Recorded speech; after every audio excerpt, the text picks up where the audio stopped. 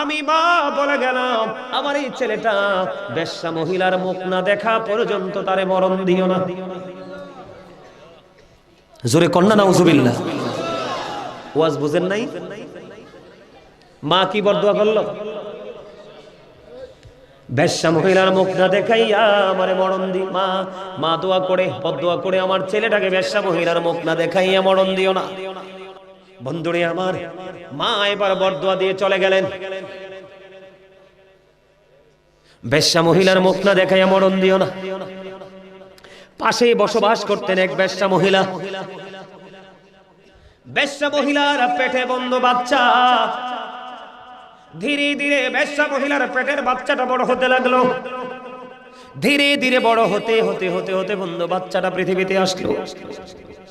আসার পরে মানুষ যখন প্রশ্ন করে বাচ্চাটা কার, এবার ওই বেশ্যা মহিলা একটা ডাক দিয়ে বলল, বন্ধু ও দুলালপুরের যুবক, হৃদয় খুলে শোনো, মায়ের মর্যাদা কত বেশি, মায়ের ডাক আল্লাহর কাছে কত গ্রহণযোগ্য। মা যদি দরখাস্ত দিয়ে দেয়, এই সন্তানের ভবিষ্যৎ সোনার দিন বন্ধু অন্ধকার আচ্ছন্ন রূপে রূপান্তরিত হয়। এবার ওই বেশ্যা মহিলার বাচ্চা যখন আসলো, বাচ্চা মহিলাকে প্রশ্ন করা হলো, তুমি বাচ্চা কোত্থেকে নিয়ে এসেছো? কই আমি বাচ্চা এনেছি হযরতে জুরাইজ থেকে। ওমা নাউজুবিল্লাহ কন্না। হযরতে জাবের রাদিয়াল্লাহু তাআলা আনহু থেকে হাদিস কানা বর্ণিত, আপনার আমার প্রাণের নবী, দো জাহানের বাদশা নবী, তিনি বলে দিয়েছেন, আল্লাহ রাব্বুল আলামিন একদিন জিবরাইলকে বললেন, ও জিবরাইল যাও যাও অমুক অমুক শহর তুমি উল্টে দাও, মানুষগুলোকে ধ্বংস করে দাও। জিবরাইল চলে গেল। চলে যাওয়ার পরে বন্ধু ওখানে গিয়ে দেখলেন আল্লাহর প্রিয় বান্দা আছে, জীবনে একটা মুহূর্তের জন্য আল্লাহর নাফরমানি করে নাই, এত বেশি নেক আমল করেছে। জিবরাইল ডাক দিয়ে বললেন, আল্লাহ তুমি আমাকে পাঠিয়েছো ধ্বংস করার জন্য, এখানে তোমার এমন একজন বুজুর্গ বান্দা আছে, জীবনে কোনোদিন তোমার নাফরমানি করেনি, জীবনে কোনোদিন তোমার কোনো আমল কোনো হুকুম সে অমান্য করেনি। আল্লাহ রাব্বুল আলামিনকে বললেন, আল্লাহ আমি কি তাকে সহ ধ্বংস করে দিব? আল্লাহ বললেন, তুমি তাকে সহ ধ্বংস করে দাও। ও মালিক, সে তো জীবন ভর আমল করেছে, তোমার গোলামি করেছে, প্রাণ উজাড় করে তোমাকে ডেকেছে, আমি তাকে সহ ধ্বংস করে দিব। আল্লাহ বললেন, হ্যাঁ তুমি তাকে সহ ধ্বংস করে দাও। কেন? কেন? এই কারণেই তুমি তাকে সহ ধ্বংস করে দিবে, কারণ তার সামনে অনেক অন্যায় অনেক অপরাধ হয়েছে, সে কোনোদিন প্রতিবাদ করে নাই। বুঝেন নাই? এটা হাদিস শরীফ। তো আমাদের মধ্যে অনেক মানুষ আছে না, যে অন্যায় দেখলে প্রতিবাদ করে না, আমি তো বেঁচে আছি, কিন্তু আসল বাঁচা এটা না, আসল বাঁচা মরা হচ্ছে ওপারে। আপনার যদি ক্ষমতা থাকে হাত দিয়ে প্রতিহত করবেন, যদি ক্ষমতা থাকে অর্থ দিয়ে প্রতিহত করবেন, তোর দিয়ে ঘৃণা করবেন, তাও আপনি ইমানদার হিসাবে। আমার আলোচনা হলো আজকে আমরা নষ্ট হয়ে গেছি, আমরা দুষ্ট হয়ে গেছি, আমরা পথভ্রষ্ট হয়ে গেছি। একটা মাত্র কারণ, ধর্মীয় চর্চা না থাকার কারণে। এর মধ্যে গুরুত্বপূর্ণ একটা বিষয় হলো, সমাজের মধ্যে বাংলাদেশে বিশেষ করে বাবা মার নির্যাতন বেড়েই চলেছে। বন্ধুরে আমার একজন পাগল ভক্ত আছে, ওনার বাড়ি হলো বগুড়া। অনেক ভক্ত আছে বন্ধু, ছেলেটাকে বেশি দিন হয়নি বিয়ে করিয়েছে। উনি মুরব্বী, উনি আমাকে ফোন দিয়ে বললেন, হুজুর আমার ছেলেটাকে বিয়ে করাইলাম, বেশি দিন হয়নি। ছেলেটাকে বিয়ে করানোর পরে এখন আমার বউ বলে, তুমি যখন চাকরি থেকে ছুটিতে যখন বাড়ি আসবে, তুমি আগে আমার কাছে হাজিরা দিবে, তারপরে তুমি তোমার বাবা মার কাছে যাবে। জোরে কন্যা নাউজুবিল্লাহ। আপনাদের দুলালপুরে এরকম আসেনি বন্ধু? এখন বর্তমানে বাবা মা আরেকভাবে নির্যাতিত হচ্ছে, আরেকভাবে নির্যাতিত হচ্ছে। ছেলে বিদেশের জমিনে বউয়ের নামে বন্ধু অ্যাকাউন্ট করে গেছে। আমাদের আশেপাশে আমি অনেক খবর বন্ধ শুনেছি, আমার মনে হয় আপনাদের দুলালপুরে এরকম মানুষ নাই। ছেলে বিদেশ থেকে টাকা পাঠায়, বাবাকে দেয় না, মাকে দেয় না, বউ বলে আমার ওই দিকে ঋণ আছে, ওই দিকে ঋণ আছে, আসলে আদতে কোনো ঋণ নেই। ও বন্ধু, এই টাকাগুলো বাংলা ভাষায়, আঞ্চলিক ভাষায়, গ্রাম্য ভাষায় এটাকে বলা হয় জোলা। কথা বলেন না কেন? টাকাগুলো ট্রান্সফার করে দিচ্ছে বাবার বাড়িতে। এদিক দিয়ে মা কষ্ট পায়, বাবা কষ্ট পায়। অনেক পুরুষ আছে শ্বশুর বাড়িতে বিল্ডিং পর্যন্ত তুলে দিয়েছে, বাবা মা বন্ধু শুটকি দিয়েও 3 বেলা খেতে পায় না, কাঁচা মরিচের ভর্তা দিয়ে পারে না, শাক সবজি বনলতা দিয়ে বন্ধু খাবার খেতে পারে না। এমন সন্তান আছে না নাই? আল্লাহ আমাকে কয়েকটা দেশ ভ্রমণ করার সুযোগ করে দিয়েছে। কয়েকটা দেশ আমি সফর করেছি বন্ধু। আমি দেখেছি একটা বাবা একটা মা তার জীবনের সর্বোচ্চ দিয়ে সন্তানকে ভালোবেসে মানুষের মতো মানুষ করে দেয়, আর এই সন্তানগুলো পিতামাতার কলিজার মধ্যে বিরতিহীন ভাবে বন্ধ তীর ঢুকায়। আছে কিনা বলেন? আমি আপনাদেরকে বলবো, আমার মন গড়া কথা বলার অভ্যাস নাই বন্ধু। হাদিস শরীফের মধ্যে এসেছে, এক ব্যক্তি আসলেন, ইয়া রাসূলুল্লাহ, ইয়া হাবিবাল্লাহ, নবী গো, ও প্রাণের নবী, আমার বাবা আমার সম্পত্তিটাকে নিজের মতো করে খরচ করতে চায়। ও দুলালপুরের যুবক, আমার ভাই, আমার বন্ধু, তোমরা সবাই মিলে শোনো।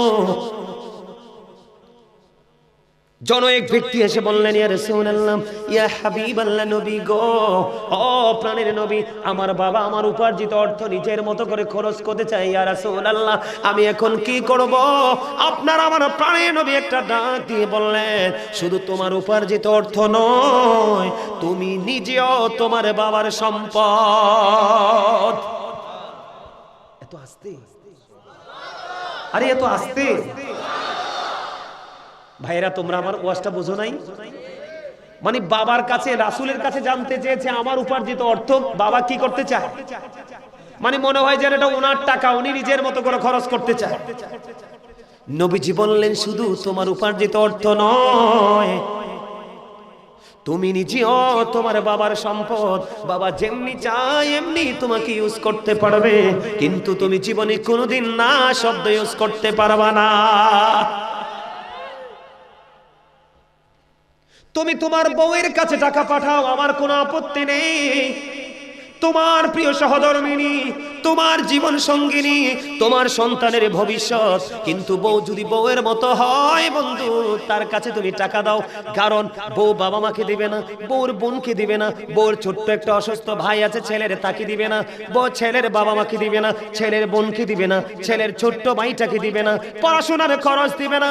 একমাত্র বউ তার বোনের নিয়ে ব্যস্ত থাকবে, তার বাবার বাড়ি নিয়ে ব্যস্ত থাকবে। এমন বউ কখনো সভ্য হতে পারে না। এই যুবক, তোমরা খেয়াল করো, তুমি মোবাইলে তোমার বউকে তুমি 50 টাকা রিচার্জ করে দিয়েছো, কত টাকা? তুমি ডাইরেক্টলি না ইনডাইরেক্টলি তুমি তাকে যাচাই করবা। 50 টাকা আমি তোমার মোবাইলে রিচার্জ করে দিলাম, এই 50 টাকা দিয়ে 25 টাকা যদি তুমি দেখো তোমার ভাই বোনের খবর নিয়েছে, বিশেষ করে বোনেরা শ্বশুর বাড়ি থাকে কিনা, ভাই ব্যস্ত তাকে খবর নিতে পারে না, ওই তোমার ভাবি তোমার ওই বোনের ছোট্ট বোনের খবর নিল কিনা খবর নেবা।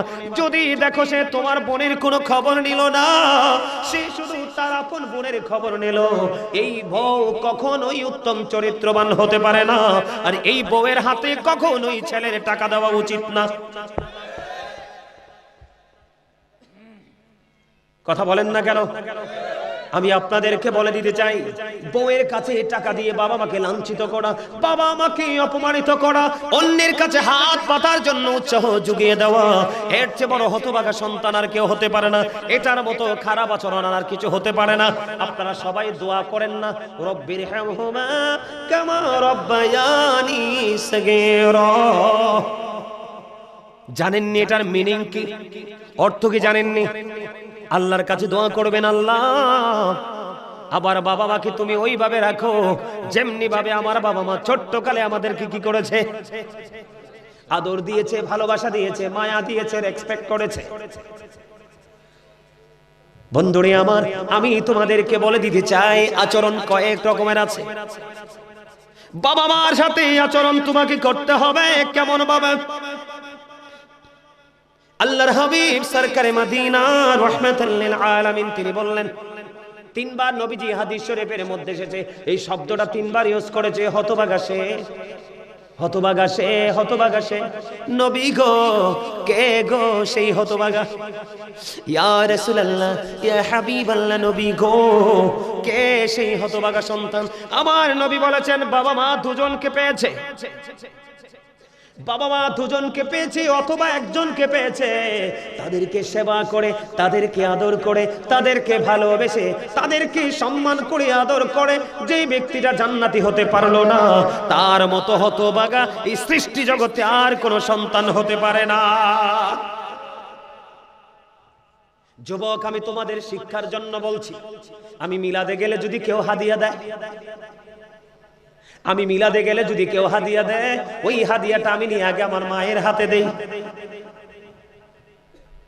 মাহফিলে যখন যাই বন্ধু, মানুষ যখন আমাকে হাদিয়া দেয়, ওই হাদিয়াটা আমি আগে আমার মায়ের কাছে দেই।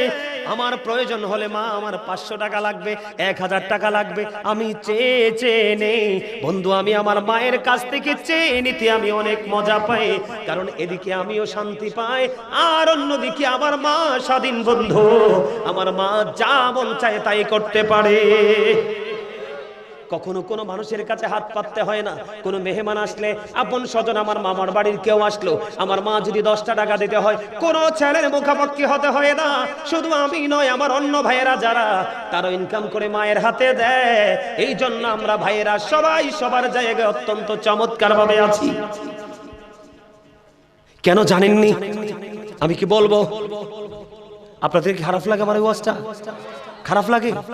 আপনি কি মনে করেছেন এই কথার ওজন কত খেয়াল করেন? নবীজি বলেছে, নবীজির কথায় কি কোনো সন্দেহ আছে? এই যুবক তোমরা শোনো, হযরত মুহাম্মদ সাল্লাল্লাহু আলাইহি সাল্লাম was born in Arab country. His father's name was Abdullah. His mother's name was Amina. His father said died before he was born.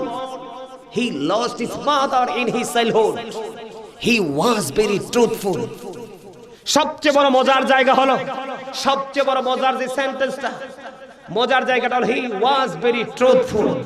তোমার, আমার, আপনাদের, আমাদের সবার নবী ছিলেন শ্রেষ্ঠ সত্যবাদী। আওয়াজ তুলে বলেন আল্লাহু আকবার, আরো জোরে। খেয়াল করছেন বিষয়টা? নবীজি বলেছে হতভাগা সে, হতভাগা সে, হতভাগা সে, তিনবার বলেছে। কে সে হতভাগা? তোমরা মনে রাখবে যুবক, এই দুলালপুরের যুবকদেরকে বলতে চাই, বাবা মাকে কষ্ট দেওয়া হারাম, তাদেরকে ভালোবাসা ফরজ।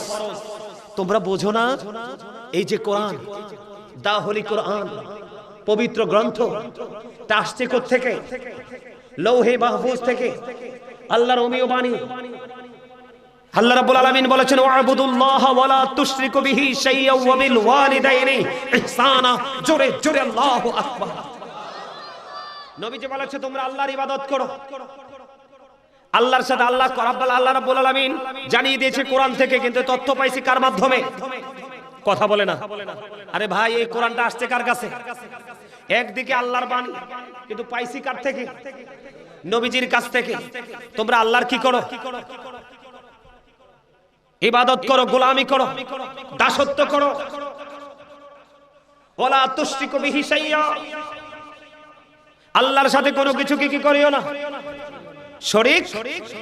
ওয়া বিল ওয়ালিদাইনি ইহসানা, মা বাবাকে কি করো? কথা বলে না। কি করো? এই আসল কথাটা কইছো, আমি চাইছি তাদের মুখ থেকে আসুক, মানে আয়াতের ধারা দেখে তারা অর্থ বুঝে নিয়েছে। সুবহানাল্লাহ বলেন না? মা বাবার খেদমত কি শুধু খাওয়াইলেই হয়? ঈদের দিনে একটা কাপড় দিলে হয়? মা চাইলে হয়? মায়ের ভালোবাসা হলো ওইটা, মায়ের কাছে গিয়ে বসবা, মাকে আদর করবা। মা কি খাবেন বলেন? মা আপনার জন্য কি করব বলেন? না, দেখবেন মা কোনোদিন সন্তানের কাছে কিছু চায় না রে। কোনোদিন মা সন্তানের কাছে কোনো কিছু চায় না। মা চায় আমার সন্তানের 1টি টাকা মজুদ থাকুক। কোনোদিন কোনো মা সন্তানের কাছে চায় না। মাকে জোর করে দিতে হয়, বাবাকে জোর করে দিতে হয়, সন্তানের নি কষ্ট হয়। জোরে কন্যা আল্লাহু আকবার। মা বাবাকে ভালোবাসবেন তো? বন্ধুরে আমার দিকে তাকাও বন্ধু।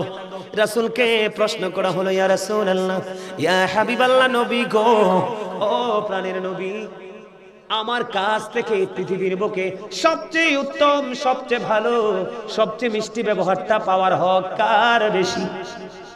তোমরা বলো তো কার? বাবা মা সর্বপ্রথম, কিন্তু তোমরা মা বলেছো, একেবারে হাদিস শরীফের সাথে মিলে গেছে। রাসূল বললেন ক্বালা উম্মুকা, তোমার মা। আবার প্রশ্ন করা হলো, ক্বালা সুম্মা মান, তারপরে কে? নবীজি বললেন ক্বালা উম্মুকা, তোমার মা, ইউর মাদার। আবার প্রশ্ন করা হলো, ক্বালা সুম্মা মান, তারপরে কে? ইয়া রাসূলুল্লাহ, নেক্সট টাইম কে? আমার নবীজি বললেন ক্বালা উম্মুকা, তোমার মা, ইউর মাদার। এরপরে আবার প্রশ্ন করা হলো, ক্বালা সুম্মা মান, তারপরে কে? আমার নবীজি বললেন ক্বালা আবুকা, তোমার বাবা। জোরে জোরে বলুন না আল্লাহু আকবার। মায়ের দিকে যদি তুমি একটা নজরে তাকাও, একটা হজের সওয়াব হয়ে যাবে। বলো হুজুর, প্রতিদিনই তো তাকাই, এই তাকানো সেই তাকানো নয়। তুমি যখন তোমার মায়ের চেহারার দিকে তাকাবে, তখন তোমার মধ্যে মায়ের প্রতি একটা করুণা জন্ম হবে। কেমন করুণা? মোহাব্বতের। যেমন তুমি তোমার মায়ের চেহারাটার দিকে তাকাইলা, তোমার কাছে মনে হয়েছে মায়ের চেহারাটা একটু শুকিয়ে গেছে, মা হাঁটছে, মাকে একটু দুর্বল মনে হয়েছে। তোমার কাছে এমন যখন ফিলিংস আসবে, আল্লাহ কয় কেমন পাগল সন্তান মায়ের, মায়ের দিকে তাকাইয়া কত চিন্তা তুমি শুরু করলে। আমি আল্লাহ খুশি হয়ে তোমার আমলনামায় 100, তোমার আমলনামায় একটা হজের সওয়াব দিয়ে দিলাম। ইয়া রাসূলুল্লাহ, প্রতিদিন যদি 100 বার তাকানো হয়, আমার নবী বললেন তোমার আমলনামায় 100 হজের সওয়াব দেওয়া হয়। বাবা সম্পর্কে যদি বলি, যেই সন্তানটা বাবার অবাধ্য, মনে রাখবেন, যেই সন্তানটা বাবার অবাধ্য, ওই সন্তানটা আল্লাহর অবাধ্য। যেই সন্তানটাকে বাবা দেখতে পারে না, বাবা সহ্য করতে পারে না, সন্তান দেখলে বাবার চোখ দিয়ে শুধু পানি ঝরে, ওই সন্তানটা আল্লাহর অবাধ্য। নাউজুবিল্লাহ বলেন না? আর জোরে বলেন না নাউজুবিল্লাহ? আর একটু মহব্বতে।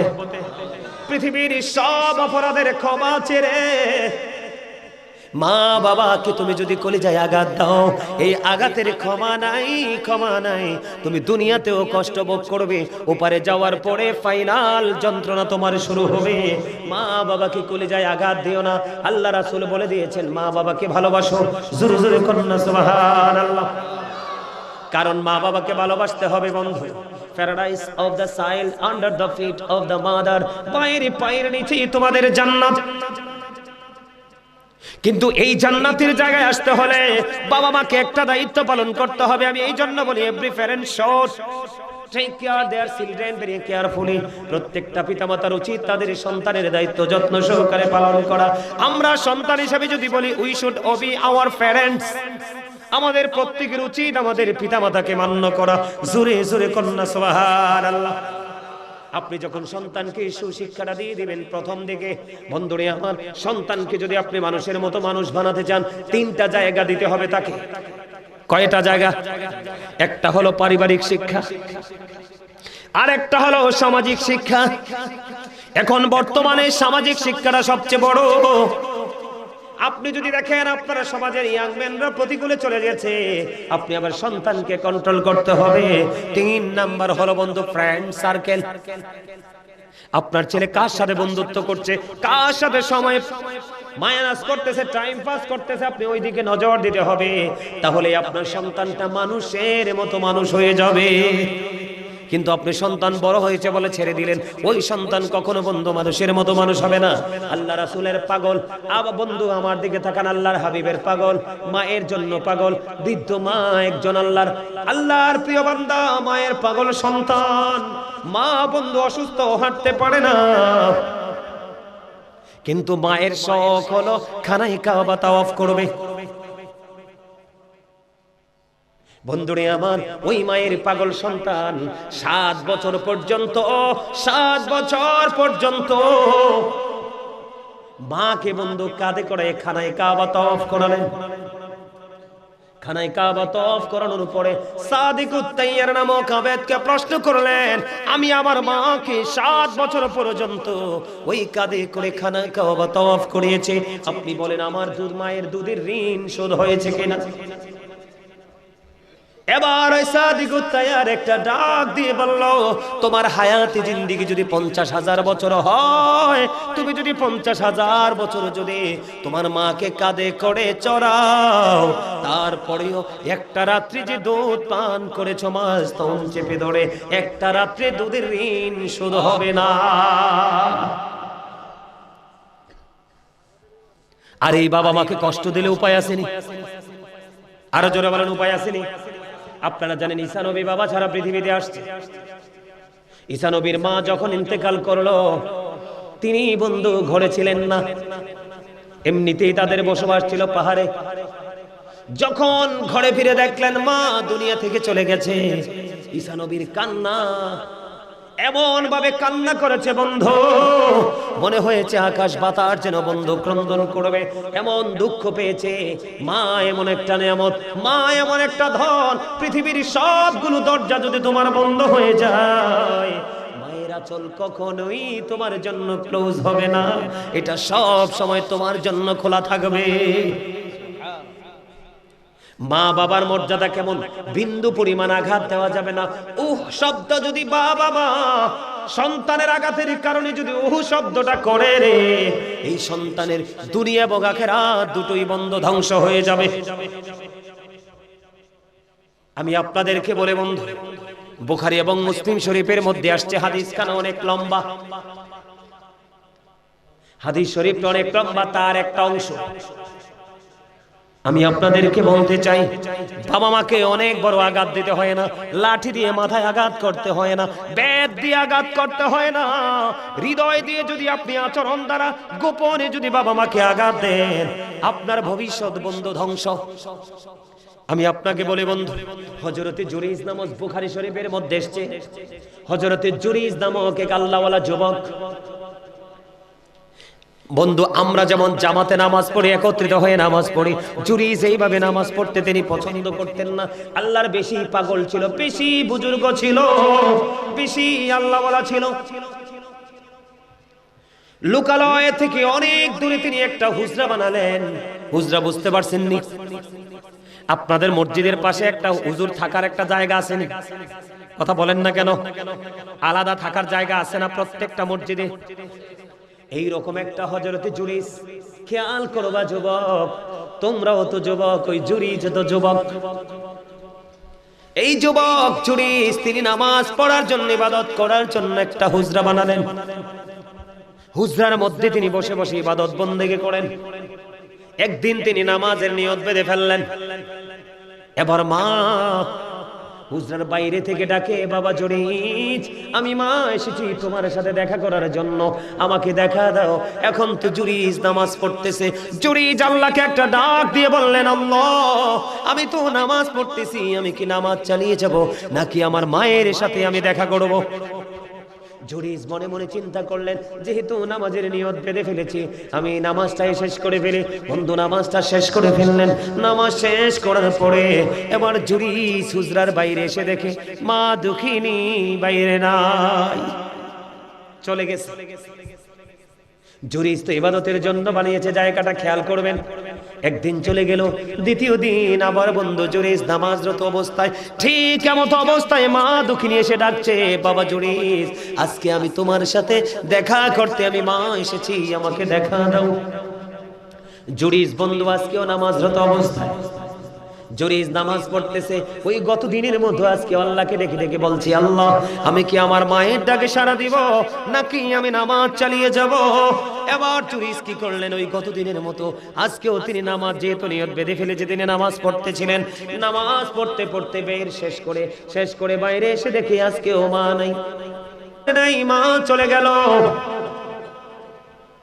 মা যখন চলে গেল বন্ধু, 2 দিন চলে গেল, তৃতীয় দিন আবার মা এসেছে হুজরাতে দেখা করবে। আজকেও এসে দেখি আজকেও জুরাইজ নামাজরত অবস্থায়। আল্লাহকে ডাক দিয়ে বললেন, আল্লাহ আমি তো নামাজ পড়তেছি, নামাজরত অবস্থায় আমি কি মায়ের ডাকে সাড়া দিব নাকি আমি নামাজ চালিয়ে যাব? এবার তিনি চিন্তা করলেন, না না আমি নামাজটাই চালিয়ে যাই। এক এক করে একদিন, 2 দিন, 3 দিন তিনি কিন্তু নামাজরত অবস্থায়, কিসের অবস্থায়? বন্ধুরে আমার, তিনি কিন্তু মাকে বকা দেয়নি, মাকে গালি দেয়নি, মায়ের সাথে কোনো ধরনের কটু বাক্য তিনি ইউজ করেননি। এবার 3 দিন মা আসলো, তৃতীয় দিন ও সন্তানের সাথে দেখা হলো না। এবার তৃতীয় দিন যাওয়ার সময় বলল, আল্লাহ একদিন নয়, 2 দিন নয়, 3 দিন আসলাম ছেলের সাথে দেখা করার জন্য, ছেলেটা আমাকে দেখা দিল না। আমি কষ্ট পেয়েছি, দুঃখ পেয়েছি, আমি মা বলে গেলাম আমার এই ছেলেটা বেশ্যা মহিলার মুখ না দেখা পর্যন্ত তারে মরণ দিও না। জোরে কন্যা নাউজুবিল্লাহ। ওয়াজ বুঝেন নাই? মা কি বরদোয়া করলো? বেশ্যা মহিলার মুখ না দেখাইয়া আমারে মরণ দি। মা দোয়া করে, বরদোয়া করে, আমার ছেলেটাকে বেশ্যা মহিলার মুখ না দেখাইয়া মরণ দিও না। দেখেন মায়ের মর্যাদা কত বেশি, মায়ের শান আল্লাহর কাছে এত বেশি। ও বন্ধু, আপনি যদি আল্লাহ রাব্বুল আলামিনের জিকির করতে করতে জীবন উৎসর্গ করে দেন, সারা জীবন যদি নফল ইবাদত দুরূদ জিকির করতে করতে জীবন উৎসর্গ করে দেন, বাবা মার সাথে যদি আপনার সম্পর্ক ভালো না হয়, আল্লাহ রাব্বুল আলামিন ডেকে ডেকে বলে, হাবিব আপনি আমার বান্দাগুলোকে জানিয়ে দেন তাদের সম্পর্ক কশিন কালেও আমি আল্লাহর সাথে হবে না।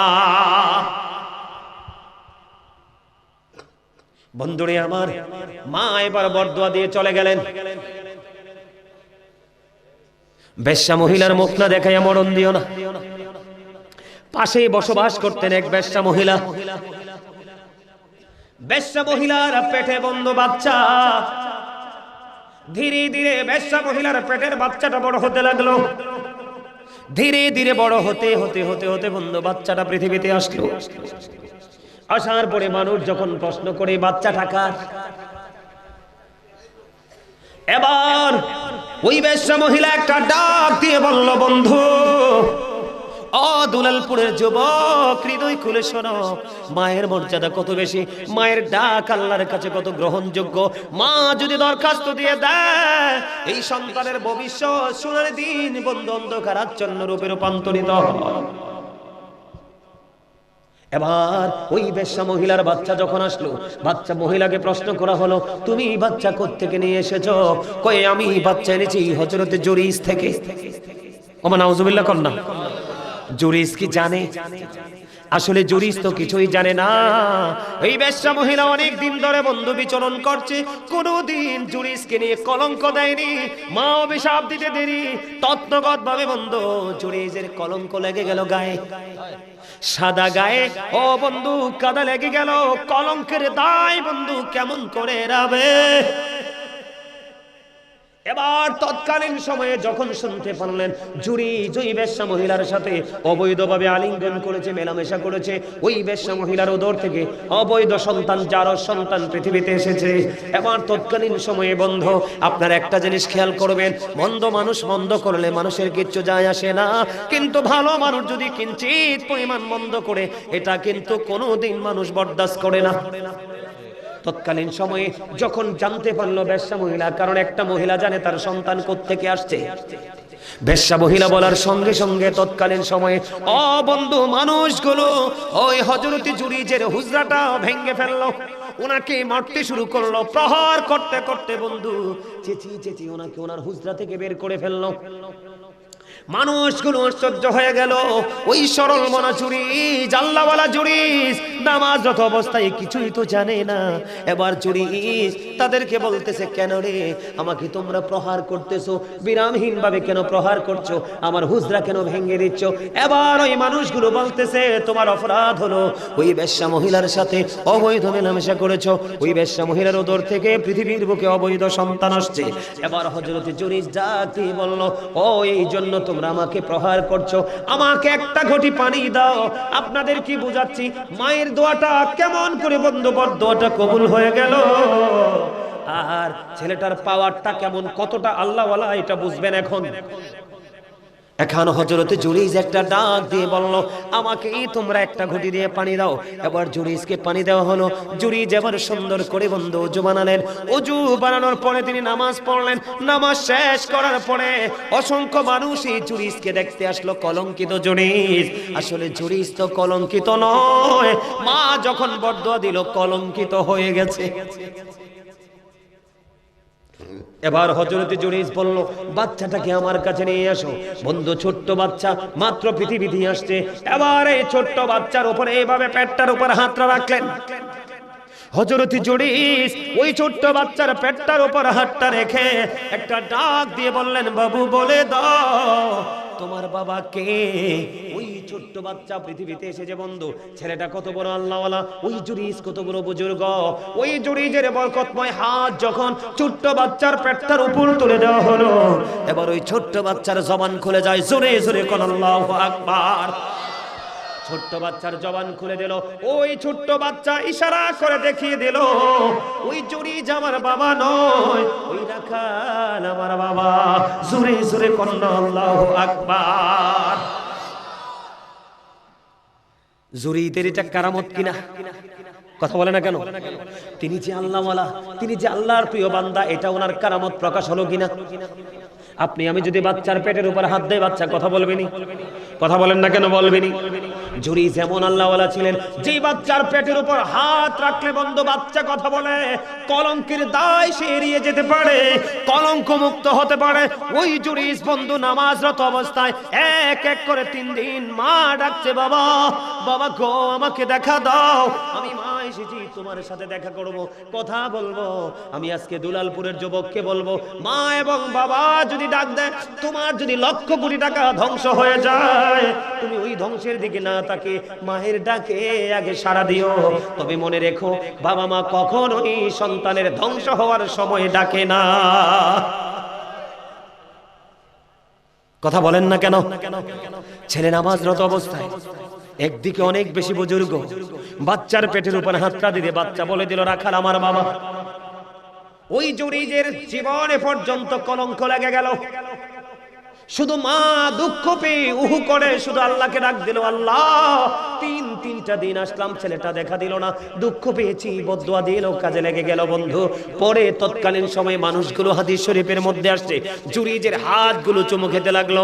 ও বন্ধু, তার বিভিন্ন অঙ্গে চুমু খেতে লাগলো আর বলতে লাগলো, জুরাইজ আমরা বুঝিনি, তুমি একটা কাজ করো। কাজটা কি? তুমি যদি অনুমতি দাও, তোমার এই হুজরা আমরা স্বর্ণ দিয়ে তৈরি করে দিব। জুরাইজ বললেন, না না, আমার স্বর্ণ লাগবে না, যেমন ছিল তেমনই বানিয়ে দাও। এবার বুঝেন ছেলেটা কত আল্লাহওয়ালা, কত বুজুর্গ, কত ফরেজগার, আল্লাহ রাসূলের কতটা প্রিয়। কিন্তু এত প্রিয় হওয়ার পরেও কিছু সময়ের জন্য কলঙ্ক লেগে গেল তার কলারে।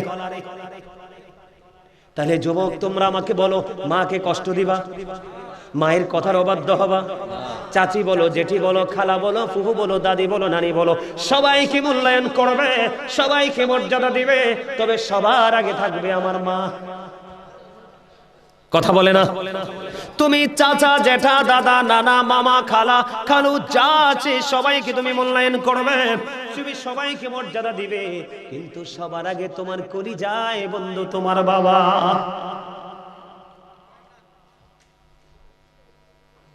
এটা আমরা করব কিনা? আমি তো নেগেটিভ সাইডটা তুলে ধরলাম, এবার তোমাদেরকে একটু পজিটিভ সাইড আমি শোনাবো, যে বাবা মাকে ভালোবাসলে, এটাও বন্ধু বুখারী শরীফের হাদিস। সিহাসিত্তার অন্যতম গ্রন্থ হলো বুখারী শরীফ।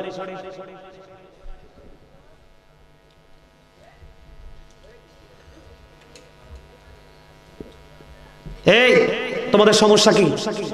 বেয়াদবের একটা সীমা আছে তো।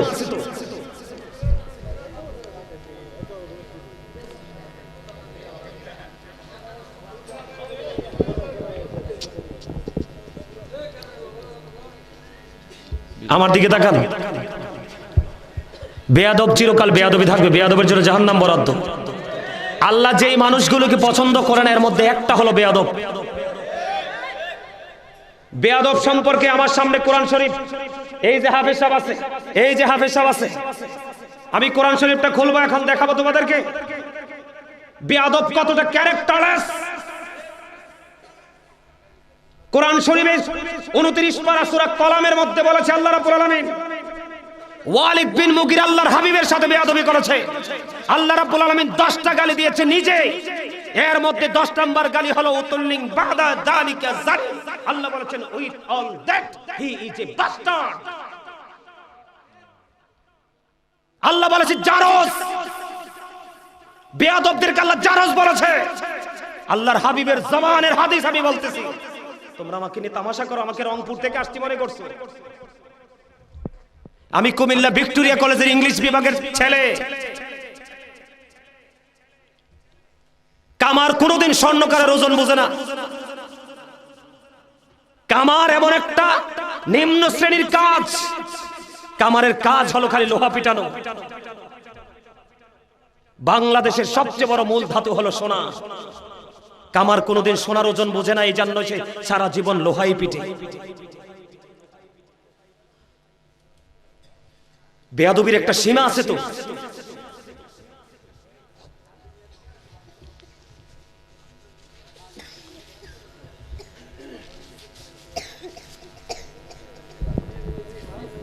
আলোচনা আমি করতেছি 2 ঘন্টার উপরে,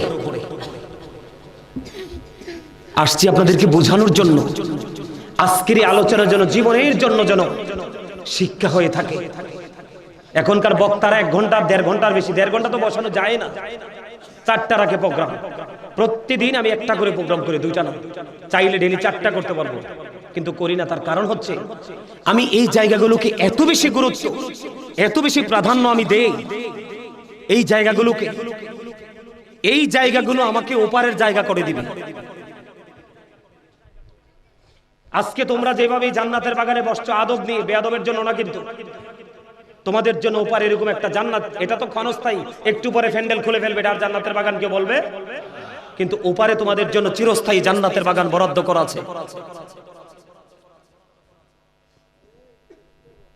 আমি তোমরা যুবক ভাইদেরকে বলছি, তোমরা যুবক ভাইরা যারা আছো তোমাদেরকে বলছি, বাবা মা এমন একটা নিয়ামত,